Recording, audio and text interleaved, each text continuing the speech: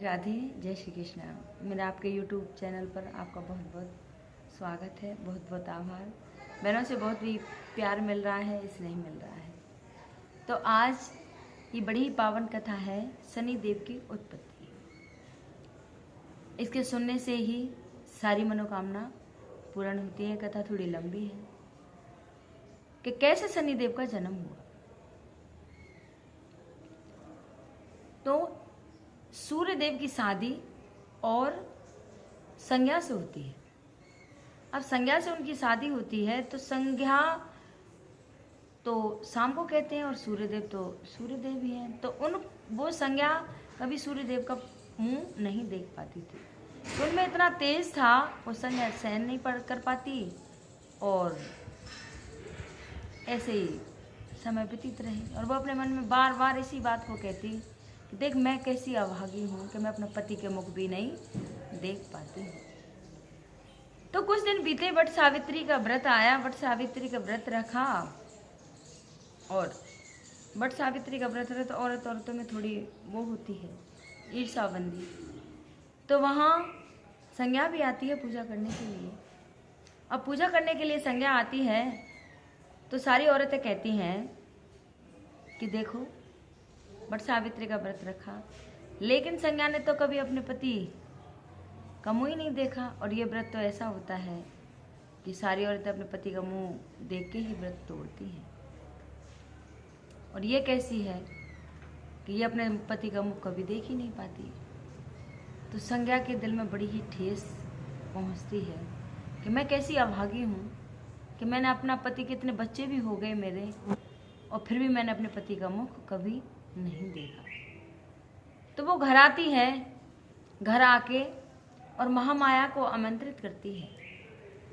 महामाया को आमंत्रण करती है। महामाया आती हैं और कहती हैं, बोलो संज्ञा क्या बात है कि माँ मुझे आपसे मदद चाहिए। कि कैसी मदद? कि मेरी ही छाया रूपी और मेरी परछाई उत्पन्न कर। तो महामाया जो थी वो कहती हैं कि बेटी ये क्या कह रही हो तुम? ना माँ, मुझे मेरी ही उत्पत्ति चाहिए। कि क्यों? कि मैं ऐसी एक अभागी हूँ कि मैंने अपने पति का मुख कभी नहीं देखा, और अगर वो यहाँ रहेगी मैं अपनी सारी जिम्मेदारी उस पर डाल दूंगी और वो किसी को पता भी नहीं चलेगा, और मैं तपस्या करने के लिए चली जाऊंगी और मेरी तपस्या पूरी हो जाएगी तो मैं अपने पति का मुख तो देख सकती हूँ कम से कम। अब तो वो महामाया बोली कि ये तो नीति के विरुद्ध है। कि नहीं माँ, मैं आपसे बार बार आग्रह कर रही हूँ और आप ये मेरा काम कर दो। तो संज्ञा जब बार बार कहती है तो महामाया एक छाया रूपी पैदा कर देती हैं, हूबहू उसकी शकल, क्योंकि वो तो परछाई थी उसकी। अब जब वो आ जाती है संज्ञा और छाया आमने सामने, तो महामाया तो वहाँ से चली जाती है। महामाया चली जाने के बाद क्या होता है, तो जो संज्ञा थी उस छाया से कहती है कि देख बहन, मैं तो तपस्या करने के लिए जा रही हूँ, लेकिन तुझ पर बहुत बड़ी एक जिम्मेदारी सौंप के जा रही हूँ। वो बोली क्या? कि वो जिम्मेदारी ये है कि मैं चली जाऊँ, जैसे मैं करती हूँ अपने पति की सेवा, बच्चों की देखभाल, सब कुछ वो तुम्हें करना है और इसमें कोई त्रुटि नहीं होनी चाहिए, और जो सारी जिम्मेदारी मेरी है वो तेरे को निर्वाह करनी है। अब जो संज्ञा थी वो तपस्या करने के लिए चली जाती है और छाया रह जाती है। तो जैसे ही माँ की तरह ही उनकी देखभाल करना, पति की सेवा करना, सब कुछ ऐसे ऐसे दिन व्यतीत होते चले गए। अब तो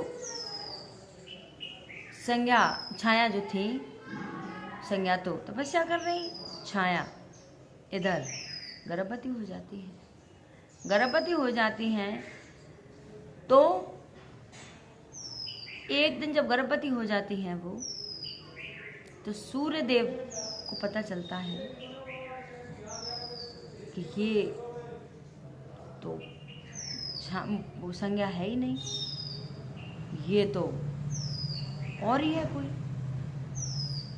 अब तो उनको जब पता चलता है तो वो जहाँ वो तपस्या कर रही होती है वहीं वो पहुँच जाते हैं और संज्ञा से आग्रह करते हैं कि संज्ञा चलो घर। अब संज्ञा को ले आते हैं इधर, वो गर्भवती होती है। तो जैसे ही संज्ञा आती है तो संज्ञा कहती है छाया से कि अब तुम यहाँ से चली जाओ। वो बोली कि मैं कहाँ जाऊँ, मैं कहाँ जाऊँ, अब तो मैं गर्भवती हूँ और मेरे ये पति हैं, जैसे आपके पति हैं वैसे ही मेरे पति हैं। तो वो उसको निष्कासित कर देते हैं कि नहीं तुम जाओ। तो जो छाया थी वो भी घोर वन में चली जाती है और इतनी तपस्या करती है, इतनी तपस्या करती है कि सूर्यदेव और सबको आमंत्रित कर देती है और अग्नि में बैठ के खाए बिन सब कुछ ऐसी घोर तपस्या करती है और कहती है कि मैं इस बच्चे को जन्म नहीं दूंगी जब तक इसको अधिकार नहीं मिले। अब उसी वन में और शनि महाराज की उत्पत्ति होती है। बोल शनि महाराज की जय, बोल शनिदेव भगवान की।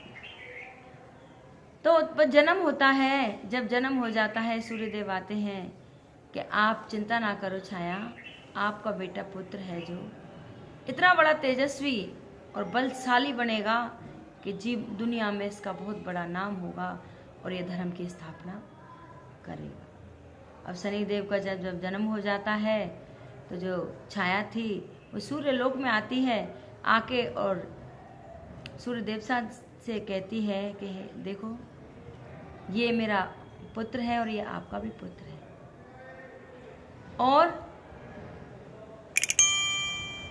इसको सबने आशीर्वाद दिया है और आप भी पिता करके इसको आशीर्वाद दे दो। सूर्यदेव बोलते हैं कि मेरा पुत्र तो नहीं है, तूने तो छल से किया था, मेरी पत्नी तो संज्ञा है, मैं तुझे अपनी पत्नी कैसे मान लूं, और तू तो छाया ऐसी परछाई है तो मैं इसको अपना पुत्र कैसे मान लूं। तो जो बार बार आग्रह करती है छाया कि मेरी क्या गलती थी, उत्पत्ति तो इन्होंने ही की थी, अब तो ये आपका पुत्र है, पुत्र रूप में ही जन्मा है और पुत्र का अधिकार तो आपको देना पड़ेगा। तो जो संज्ञा थी वो कहती है कि नहीं, मैं तुझे ना तो यहाँ रहने दूंगी और ना ही इसको पिता का प्यार मिलेगा और यहाँ से चली जा, मेरे तो बेटे हैं बेटियाँ भी हैं। तो बोली मैं कहाँ जाऊँ। तो भोले बाबा वहाँ पहुँचते हैं और पहुँच के कहते हैं हे छाया चिंता ना कर, आज से ये मेरा शिष्य बनेगा और मैं इसको अच्छी शिक्षा दूंगा और उसको सारे अधिकार भी दिलाऊंगा। तो तब से ही सूर्य और शनि में नहीं बनती है, क्योंकि जब किसी को पिता का प्यार ना मिले, उसकी किसी की 4, 10, 8 औलादें हों और उनकी तो 9 औलादें थी और 10वीं सूर्यदेव ये शनिदेव थे और सबको प्यार मिले और एक को प्यार ना मिले तो वो बच्चा बहुत ही दुखी हो जाता है। तो शनि महाराज में इतनी क्रोधता थी, इतनी ज्वाला धधकती थी और वो माँ से अपना इतना प्रेम करते थे कि बस पूछो मत। लेकिन अपने पिता से वो इतना स्नेह करने लग गए, घृणा करने लग गए कि देखो ये कैसे पिता हैं कि सबको प्रेम करते हैं, सबको आदर करते हैं, लेकिन मुझे नहीं देते। तो ऐसे शनि महाराज की उत्पत्ति हुई और उनका जन्म हुआ। आगे की कथा फिर बताएंगे अगले में। और अगर ये कथा किसी को अच्छी लगी हो तो कृपया लाइक सब्सक्राइब जरूर करें, कमेंट में लिखकर ज़रूर भेजें कैसी लगी। बोल शनि महाराज की जय।